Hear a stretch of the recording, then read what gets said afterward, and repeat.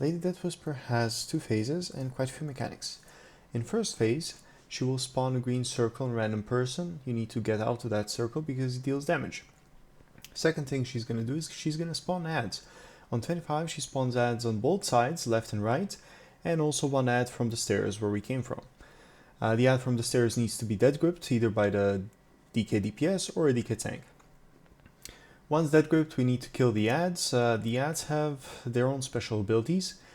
Some of them, like Cult Adherence, become immune to spell damage, spell power damage, so any spell cast on them after 6 to 8 seconds will be reflected back. So if you send a spell that's going to do 30k damage, that's 30k damage to you, not to the ad. These ads need to be dealt by melee DPSers, okay?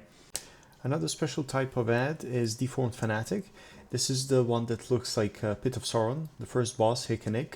If you see that one as a melee or a range, if he's close to you, you need to run away, especially if you have the aggro. That ad will keep cleaving anyone who he hits. He can even one-shot the tanks, so anyone getting the aggro on that ad needs to kite him. It's the job of range DPS to kill this ad, because he's too dangerous for melees to DPS. Another thing she'll be doing is she's gonna mind control people. On 25 normal it's only one mind control, on 25 heroic it's 3 mind controls. These mind controls will get increased damage, meaning they can one-shot anyone with a simple basic attack. So melees need to use the DBM option that allows them to unequip the weapons during the mind control, and rangers need to do the same because it's going to at least lower their DPS to friendly targets. Now, one more thing we need to do with mind control people is we need to CC them. Druid Cyclone works the best, then the Mage's Polymorph, Fear, any of those works. Once polymorphed, we need to make sure they stay polymorphed, so no AoE damage should be done during the mind control. One more thing that can help with mind controls is removing the Druid buff. Why is this important? Because the Druid buff can help you resist the CC. So if someone is casting a CC on you, you might resist it simply because you have the Druid buff. Once the second phase starts, the boss will start moving. We need to move it from left to the right. The range DPS and healers need to spread. They need to spread on the small stairs you see in the back where the boss was, and the big stairs in the back. The reason we move the boss left and right is because there are some purple, barely see-through spirits. If those spirits hit you, they do AoE damage, a massive AoE damage in a 20-yard radius, and 2 of them hitting on heroic will cause a wipe.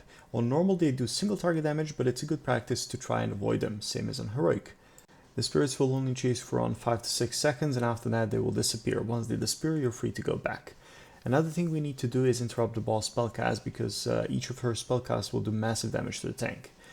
Other than that, everything is the same as the first phase. If you see green stuff on the floor, please run out of it. If you see someone is mind controlled, CC them with any kind of CC, stun, fear, polymorph, cyclone, anything works.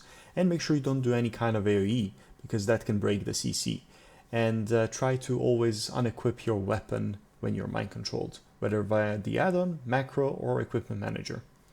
There are some special tasks here. For rogues and hunters, you need to always use your misdirections and tricks of trade on the tanks. Usually on heroic we have 3 tanks, so MDs and TOTs will be used on one tank first, second and third use will be used on the second tank, fourth and fifth use will be used on the first tank again, and so on and so on. Now this is very important because in second phase, tanks receive a debuff. This debuff reduces their aggro gain by 20% each stack. So at 5 stacks they get 0 aggro, okay? So your MDs and TOTs is what keeps the boss focusing the tanks and not some other DPS. Another special task is for the priests. Priest needs to use Mass Dispel here on both melees and range DPS. The reason for that being is because the boss casts a volley of Frostbolt. It slows everyone down, and if the spirits spawn at the time when we are slowed, we won't be able to run away from them. So we need a Mass Dispel to remove the slow.